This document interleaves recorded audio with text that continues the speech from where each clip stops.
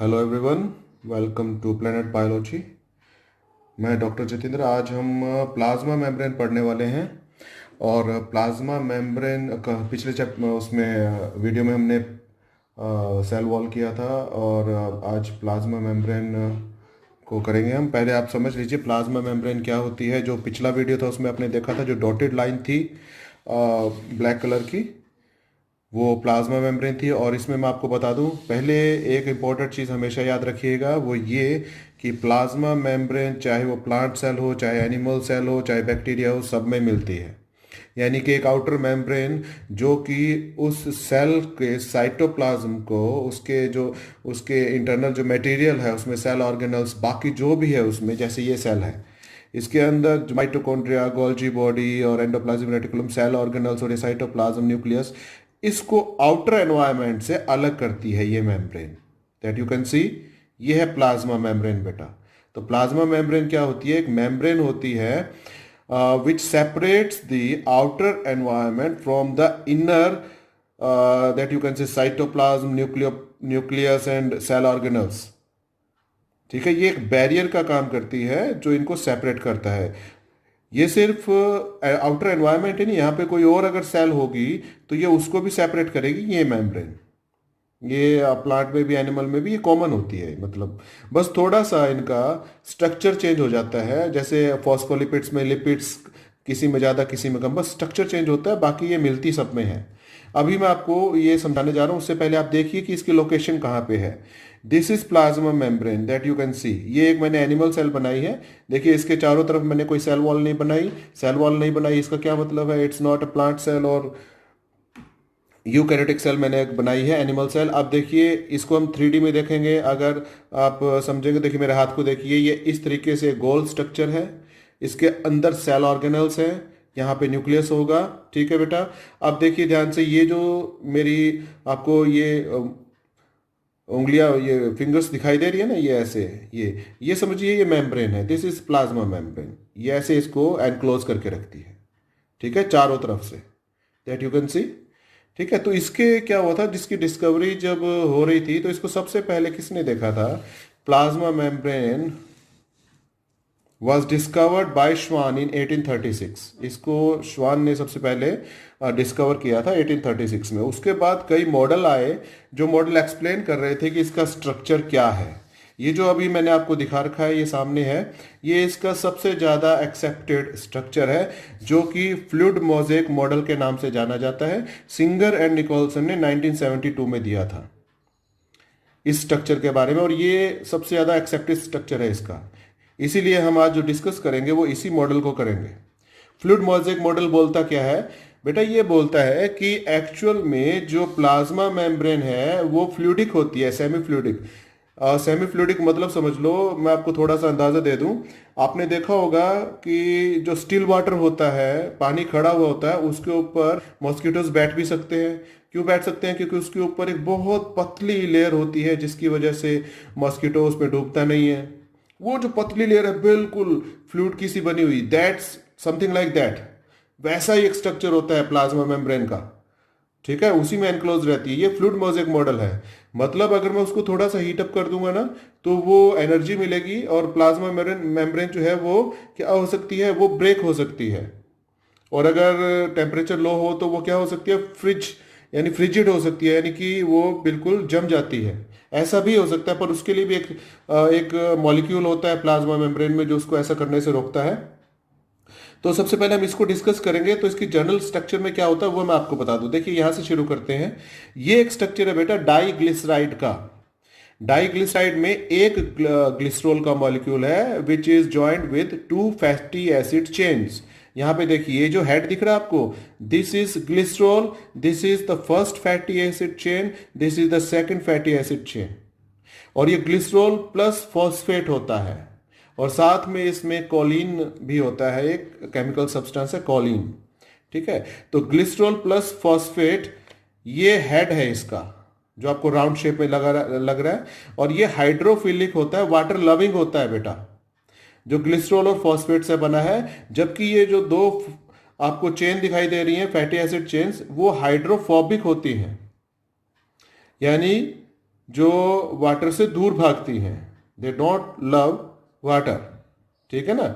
आपको पता है इसी वाटर हाइड्रोफोबिक, इसकी वजह से ही कभी भी जो फैट होता है वो वाटर में सॉल्युबल नहीं होता है, ठीक है। कभी भी तेल हो या घी हो, वाटर में कभी सॉल्युबल नहीं होता है। So hydrophobic tail is made up of two fatty acid chains and hydrophilic head is made up of glycerol plus phosphate.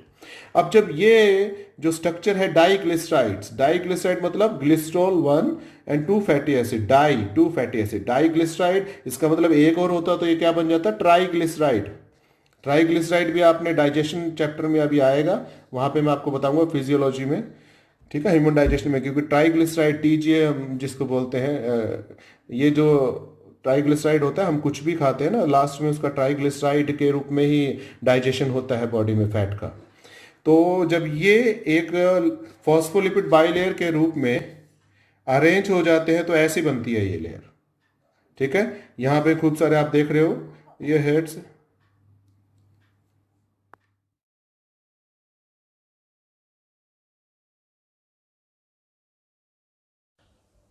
तो ये जो स्ट्रक्चर होता है ना, ये स्ट्रक्चर फॉस्फोलिपिड बाइलेयर के रूप में अरेंज हो जाता है। देखिए खूब सारे डाइग्लिसराइड्स इकट्ठे हो जाते हैं और इन सब का हेड होगा आउटर साइड। आउटर साइड आप यूं समझ लीजिए, दिस इज आउटर एनवायरनमेंट, ठीक है ना।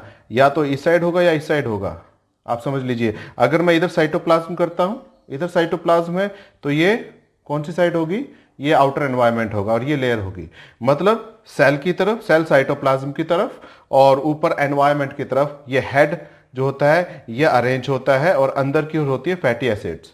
अगर इसको एग्जैक्ट इसमें देखेंगे हम, तो आप देख लीजिए ये जो नीचे है, आप यू कैन से इस साइड ये है साइटोप्लाज्म, सेल का साइटोप्लाज्म इस साइड है नीचे, और ऊपर की साइड ये आउटर एनवायरनमेंट है ये वाला यहां पर इस सेल का। तो देखिए किस तरीके से अरेंज होते हैं।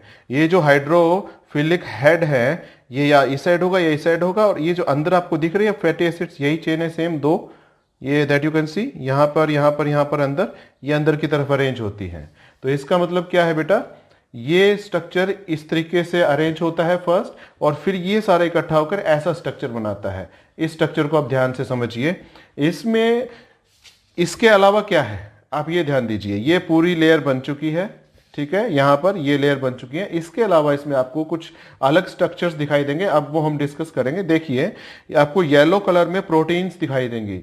ये जो प्रोटीन्स होती है ना बेटा, ये दो तरीके की आपको दिखाई देंगी। एक ये है, ये वाली देखिए, या ये वाली देखिए, जो कि एंड पे है बिल्कुल, ठीक है। और एक ये प्रोटीन है जो कि पूरी की पूरी प्लाज्मा मेम्ब्रेन के गो थ्रू है, बिल्कुल अंदर से है, इंटीग्रल प्रोटीन है, ठीक है। इंटीग्रल प्रोटीन का मतलब है जो पूरी प्लाज्मा मेम्ब्रेन के अक्रॉस जाती है ऐसे।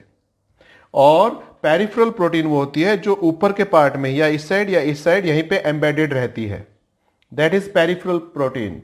पेरिफेरल प्रोटीन को ही आप एक्सट्रिंसिक प्रोटीन बोल सकते हो, और इंटीग्रल प्रोटीन को आप इंट्रिंसिक प्रोटीन भी बोल सकते हो, ठीक है बेटा। इसके अलावा इसमें मैं आपको दिखा देता हूं, ये है फॉस्फोलिपिड बाइलेयर, ये बाइलेयर है दो, यहां पे जो हमने बनाई थी ऊपर देखिए, ऐसे ये फॉस्फोलिपिड बाइलेयर बन चुकी है, this one and this one, ठीक है बेटा।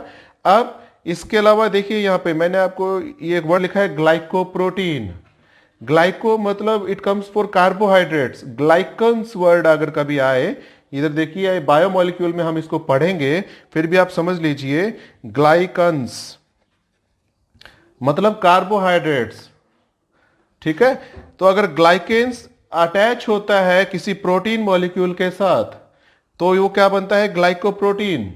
यहां पर देखिए ये येलो कलर की प्रोटीन है, और उसके ऊपर ये जो आपको ग्रीन कलर का दिखाई दे रहा है, these are chains of sugar यानी कार्बोहाइड्रेट्स, ये ग्लाइकोप्रोटीन है। इसके बाद मैंने यहां पर ये दो रिसेप्टर्स बना रखे हैं, आप ग्रीन कलर में देख सकते हो, दीज आर रिसेप्टर्स। रिसेप्टर क्या होते हैं वो अभी मैं आपको आगे एक्सप्लेन करूंगा, ये सब चीजें एक्सप्लेन करूंगा। ये एक जनरल डायग्राम है, अभी आप इसको देखिए। यहां पर हम लोग बात करेंगे ग्लाइकोलिपिड्स की। यहां पर ये क्या था, ग्लाइकोप्रोटीन था बेटा, और यहां पर क्या है, ग्लाइकोलिपिड्स। ये लिपिड मॉलिक्यूल के साथ अटैच है एक शुगर की chain, so it is glycolipid, ठीक है बेटे। और बाकी ये सारे जो है ना ग्लाइकोप्रोटीन्स हैं, ग्लाइकोलिपिड्स हैं, रिसेप्टर्स हैं, ये सब, ठीक है। और इसमें एक और अलग से स्ट्रक्चर आपको दिखाई देगा होगा, कोलेस्ट्रॉल देखिए आप, ये कोलेस्ट्रॉल है, ये कोलेस्ट्रॉल, ये बीच बीच में एम्बेडेड है कहीं कहीं पे कोलेस्ट्रॉल। इस कोलेस्ट्रॉल का ही काम है।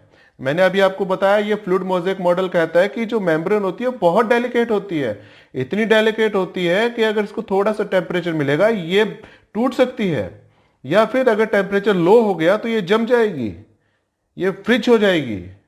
ठीक है, तो कोलेस्ट्रॉल क्या करता है, वो इसकी फ्लूइडिटी जो होती है उसको मेंटेन रखता है। इसका मतलब अगर इसको ज्यादा टेम्परेचर मिलेगा तो इसको ये फ्लूइड नहीं होने देगा, टूटने नहीं देगा। ठीक है, और अगर लो टेम्परेचर होगा तो इसको बहुत ज्यादा सख्त नहीं होने देगा, रिजिड नहीं होने देगा। ये कोलेस्ट्रॉल का काम होता है। ये इसका जर्नल स्ट्रक्चर है, एक बार आप समझ लीजिए। पहले था hydrophilic head glycerol plus phosphate, फिर 2 फैटी एसिड है इसके साथ, और ये इन्होंने क्या बना दिया, ये फॉस्फोलिपिड बाइलेयर बनाई है, और इससे फिर ये स्ट्रक्चर बना है विद प्रोटीन्स। प्रोटीन्स कौन सी हैं, 2 हैं, इंटीग्रल या इंट्रिंसिक जो पूरे के पूरे मेम्ब्रेन के गो थ्रू हो जाती है। ठीक है, एक चैनल सा भी बना सकती है, ये देखिए चैनल बना हुआ है, अगर किसी भी मॉलिक्यूल को यहां से यहां तक अंदर आना है साइटोप्लाज्म में तो इसके थ्रू आ सकता है। ठीक है, और ये वाली जो प्रोटीन्स है these are peripheral proteins.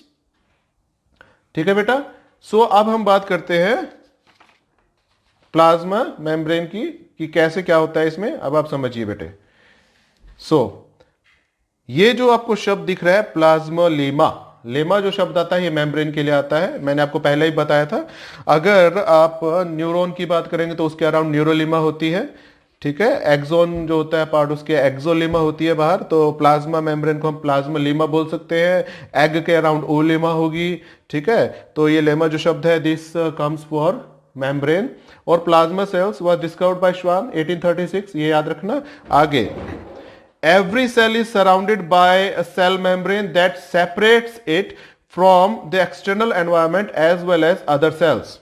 It means that it acts like a barrier between a cell's cytoplasm and external environment. ये सेम चीज है जो अभी मैंने आपको यहां पे बताई थी। अगर ये एक सेल है तो ये एक बैरियर है जो बाहर का जितना भी एनवायरमेंट होगा उससे इस सेल को अलग रखेगा, इसके साइटोप्लाज्म को अलग रखेगा ये बैरियर, ये मेम्ब्रेन। साथ ही और कोई जो सेल है उससे भी इसको अलग करेगी। ठीक है, तो ये एक बैरियर बनाता है। ठीक है बेटे, दूसरा, अगर कोई भी चीज, कोई भी सब्सटेंस, कोई भी इलेक्ट्रोलाइट मींस आयन, कोई भी चीज अंदर आना चाहे तो उसको किसके गो थ्रू होना पड़ेगा, उसको इस मेम्ब्रेन के गो थ्रू होना ही पड़ेगा। तो यानी कि ये जो मेम्ब्रेन होती है प्लाज्मोलेमा, ये कंट्रोल करती है what comes inside the cell and what goes outside. ठीक है, ये नेक्स्ट पॉइंट आप देखिए, it also controls what goes inside the cell and what comes out of the cell. The cell membrane also have surface molecules that are like markers और signatures.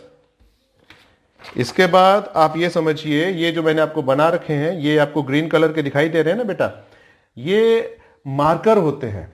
Marker का मतलब है कि वो स्पेसिफिक सेल क्या है उसको बताएंगे। इनको देख के हम लोग बता सकते हैं कि ये कौन सी सेल है, ये स्पेसिफिक मार्कर है। ठीक है, स्पेसिफिक मार्कर, जैसे कि सपोज करो, मैं आपको एक चीज बताता हूं, इधर देखिए सब क्या है ये। जैसे कि बेटे ये मैं टिश्यू का स्ट्रक्चर बना रहा हूं, आप ध्यान से देखिए, एक टिश्यू है, टिश्यू मतलब अ ग्रुप ऑफ सेल्स। ठीक है, ग्रुप ऑफ सेल्स है। अब इस जो ग्रुप ऑफ सेल्स जो होता है ना, ये टिश्यू जो होता है, इस टिश्यू के बाहर जो मान लो ये बैक्टीरिया आ गया कोई, मतलब बहुत छोटा होता है इसके मुकाबले, मैंने बड़ा दिखा दिया बैक्टीरिया, आप समझ लीजिए। ठीक है ना, तो बैक्टीरिया इसको इन्फेक्ट कर ले, लेकिन टिश्यू को पेट्रोल कौन करता है, बचाता कौन है? टिश्यू में मेनली फैगोसाइटिक सेल्स होती है, मैक्रोफेजेस। ये मैक्रोफेज होता है बेटा, बहुत बड़ा होता है ये स्ट्रक्चर में। ठीक है ना, और ये इसका न्यूक्लियस है। मैक्रोफेज जो होता है ये इसकी साइटोप्लाज्मिक आर्म होती है, इससे ये इसको अपने इनसाइड ले लेगा, ये आएगा, इसको धीरे धीरे एंगल्फ कर लेगा और ये अंदर चला जाएगा। ठीक है, तो इससे मैं आपको क्या बताना चाह रहा हूं, यहां पे देखिए, इसने मैक्रोफेज ने इस बैक्टीरिया पे अटैक किया है, बैक्टीरिया पे। इसने इन सेल्स पे अटैक क्यों नहीं किया? इसकी आंखें थोड़ी ना होती हैं कोई, लेकिन इसके पास भी खुद के कुछ रिसेप्टर्स हैं। वो क्या करेंगे, इन सेल्स के ऊपर जो मार्कर्स होते हैं ना, ये मार्कर्स जो मैंने यहाँ पे बता रखे हैं आपको, ये ग्रीन कलर में आप देख सकते हो, ये ग्लाइकोलिपिड्स भी हैं, ग्लाइकोप्रोटीन्स भी हैं, रिसेप्टर्स भी और मार्कर्स भी हैं। ये जो मार्कर्स होते हैं, इनको ये जो मैक्रोफेज होगा ये आइडेंटिफाई कर लेगा इसके रिसेप्टर्स और ये जो यहाँ पे होते हैं और ये मार्कर्स, ये एक दूसरे को आइडेंटिफाई कर लेंगे और मैक्रोफेज को पता चल जाएगा कि ये मेरी खुद की सेल्फ सेल है, मेरी ही बॉडी की सेल है, इसलिए कभी इसको नुकसान नहीं पहुंचाता। ये सिर्फ उस बैक्टीरिया को या कोई और मॉलिक्यूल होता है जो पैथोजन होता है, बीमारी कॉज करता है, उसको एंगल्फ कर लेगा, खा जाएगा, फैगोसाइटोसिस कर लेगा। ठीक है, अब यहां पर एक इंपॉर्टेंट चीज समझिए कि सपोज करो ये एक सेल है या कोई और सेल है, वो जो भी सब्सटेंस अपने अंदर लेगी उसको एंगल्फ करेगी, तो वो दो तरीके से हो सकता है बेटा, या तो वो लेती है सॉलिड को या फिर लेगी लिक्विड को। ठीक है, अगर तो वो लेती है सॉलिड को, सेल, जैसे यहां पे बैक्टीरिया था वो एक सॉलिड था, सॉलिड को इसने अपनी साइटोप्लाज्म आर्म से अंदर लिया और अंदर क्या होता है बेटा, ये जो है ये एंडोसोम बन जाता है, इधर इसका लाइसोसोम है। लाइसोसोम आपको पता है सुसाइडल बैग जिसको बोलते हैं, और लाइसोसोम में क्या होते हैं, कुछ एंजाइम्स होते हैं, बहुत ज्यादा लाइटिक एंजाइम्स होते हैं, वो लाइसोसोम और एंडोसोम जिसके अंदर बैक्टीरिया था ये दोनों आपस में मिल जाएंगे और लाइसोसोम के अंदर जो एंजाइम्स थे वो इस बैक्टीरिया को क्या कर देंगे, डाइजेस्ट कर देंगे और मार देंगे। इस तरीके से मैक्रोफेज काम करता है। तो यहां पे इंपॉर्टेंट चीज क्या है कि मैक्रोफेज ने एक सॉलिड यानी बैक्टीरिया को एंगल्फ किया, so that is phagocytosis. Phagocytosis जब हम किसी क्या कहते हैं, जब एक सेल किसी सॉलिड को एंगल्फ करे, इनटेक करे सॉलिड का, लेकिन जब वो किसी लिक्विड का करती है इनटेक, तो क्या होता है, लिक्विड का टाइम पे वो कहलाता है पिनोसाइटोसिस। ठीक है बेटा, सो सॉलिड फैगोसाइटोसिस, लिक्विड पिनोसाइटोसिस, और ये दोनों ही मिला के, क्योंकि सेल अंदर ले रही है, इनटेक कर रही है, ये दोनों ही मिला के कहलाएगा एंडोसाइटोसिस।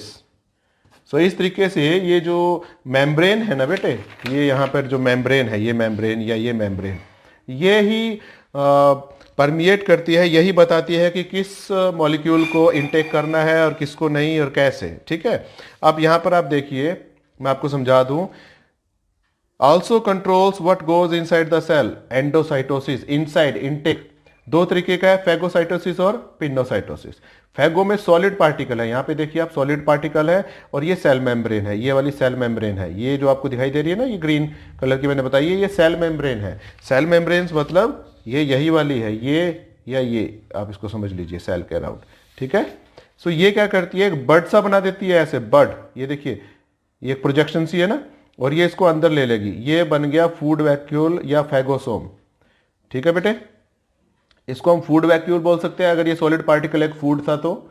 जैसे अमीबा होता है, अमीबा क्या करता है, अमीबा एंडोसाइटोसिस करता है अगर सॉलिड की अपने फूड के लिए, तो वो एक फूड वैक्यूल बना देगा ऐसे अंदर। ठीक है ना, या इसको हम कहते हैं फैगोसोम। फैगोसोम का क्या मतलब है, फैगोसोम जो अभी किया था मैक्रोफेज ने क्या किया था, एक बैक्टीरिया को फैगोसाइटोसिस से इनटेक किया था। ये जो फैगोसोम होता है ना, बाद में ये एंडोसोम कहलाता है, और वो एंडोसोम जाके लाइसोसोम के साथ मिल जाता है। ठीक है, जिसमें वो बैक्टीरिया होगा। ठीक है बेटा, ये इनका नाम समझिएगा। ठीक है, एंडोसोम लाइसोसोम से मर्ज होता है, लाइसोसोम जिसके पास लाइटिक एंजाइम्स होता है बैक्टीरिया को मारने के लिए। ठीक है, और फैगोसोम का मतलब है जब एक लिविंग सेल किसी सॉलिड पार्टिकल का इंटेक करती है तब। ठीक है ना, और एक और तरीका होता है बेटा, वो आप ध्यान से समझिए, वो यहां पर है। यहां पर इस स्ट्रक्चर को ध्यान से देखिए, ये प्लाज्मा मेम्ब्रेन आपको दिखाई देगी, ये दिख रही है बेटा, ये प्लाज्मा मेम्ब्रेन जो है इसके ऊपर रिसेप्टर्स हैं, दैट यू कैन सी, ये रिसेप्टर दिखाई दे रहे हैं, और यहां पर मैंने एक शब्द लिखा है लाइगैंड। लाइगैंड क्या होता है और रिसेप्टर क्या होता है वो समझिए। इसको मैं बोलता हूं रिसेप्टर मीडिएटेड एंडोसाइटोसिस। एक तो एंडोसाइटोसिस क्या हो गई है, फैगोसाइटोसिस, दूसरी पिनोसाइटोसिस, तीसरी एक और होती है, वो ये है। अब इसको हम एक्सप्लेन करते हैं, यहां पे समझिए आप। ठीक है, दिस इज रिसेप्टर मीडिएटेड, मतलब ध्यान से समझो, पहले तो इधर देख लो, ये रिसेप्टर्स भी होते हैं, मैंने यहां पे लिखे हैं रिसेप्टर्स। ठीक है ना, और ये भी याद रखना बेटा, ये जो ग्लाइकोप्रोटीन है ना, ये भी रिसेप्टर बन सकती है, रिसेप्टर होती है ये बल्कि, और ग्लाइकोलिपिड ये वाला ग्लाइकोप्रोटीन ये भी रिसेप्टर हो सकते हैं।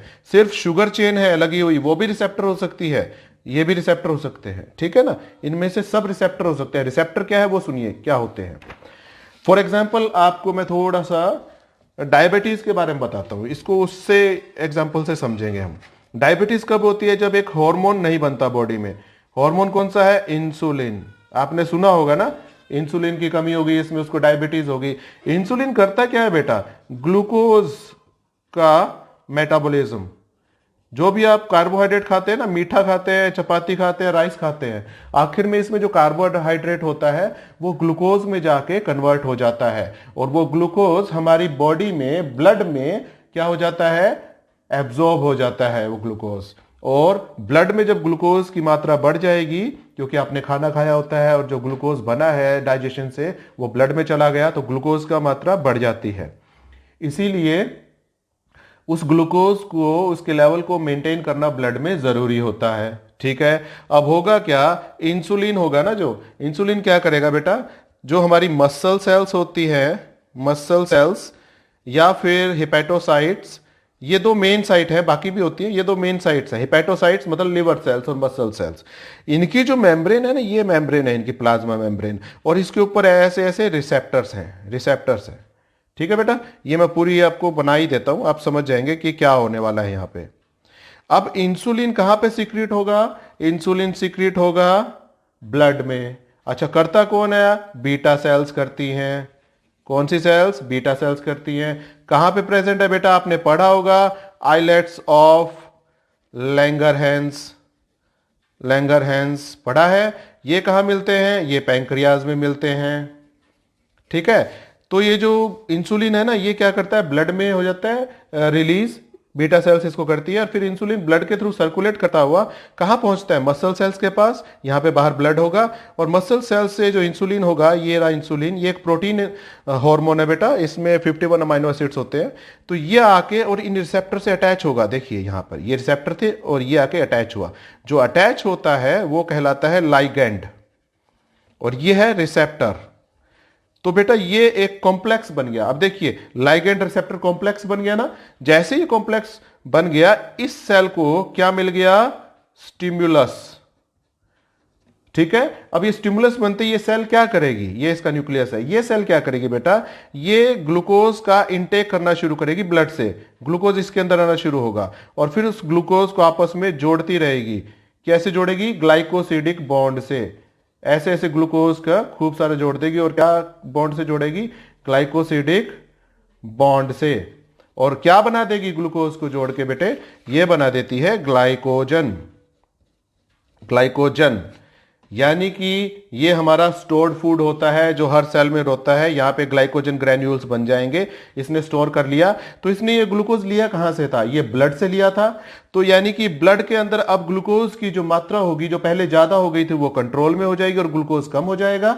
ठीक है बेटे, लेकिन अगर इंसुलिन नहीं बनता है तो ग्लूकोज का लेवल ब्लड में ज्यादा होता है, ज्यादा रहता है, और यही होती है डायबिटीज मेलाइटस। बेटा दिस इज मेलाइटस, एक डायबिटीज इंसिपिडस अलग है, ये मेलाइटस है।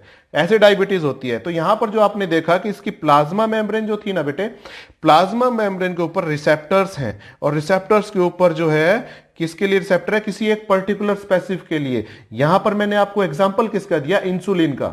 ऐसे ही अलग अलग हॉर्मोन्स के लिए अलग अलग होता है।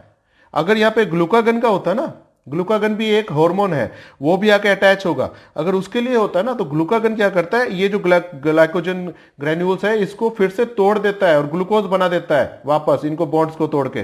वो उल्टा काम करता है इसका। तो हर हार्मोन के लिए या एंजाइम्स के लिए अलग अलग इसके लिए रिसेप्टर्स होते हैं बेटे। ठीक है ना, तो ये रिसेप्टर की हम बात कर रहे थे, डिस्कस कर रहे थे। तो यहां पर इस ग्लूकोज की एंट्री क्यों हुई, क्योंकि जब रिसेप्टर से एक लाइगेंड यानी कि कौन मिला, इंसुलिन, तभी एंट्री हुई ना ग्लूकोज के अंदर, यानी एंडोसाइटोसिस हुआ ना। यही हम डिस्कस कर रहे थे बेटे। यहां पर ये देखिए, रिसेप्टर मीडिएट एंडोसाइटोसिस, इसकी बात कर रहे थे। लाइगेंड आया, रिसेप्टर से अटैच हुआ, सेल को स्टिमुलस मिला, सेल ने रिस्पॉन्ड किया और ग्लूकोज अंदर आना शुरू हो गया, एंडोसाइटोसिस हो गई। ये तीसरे तरीके की मैं आपको बताना चाह रहा था। ठीक है,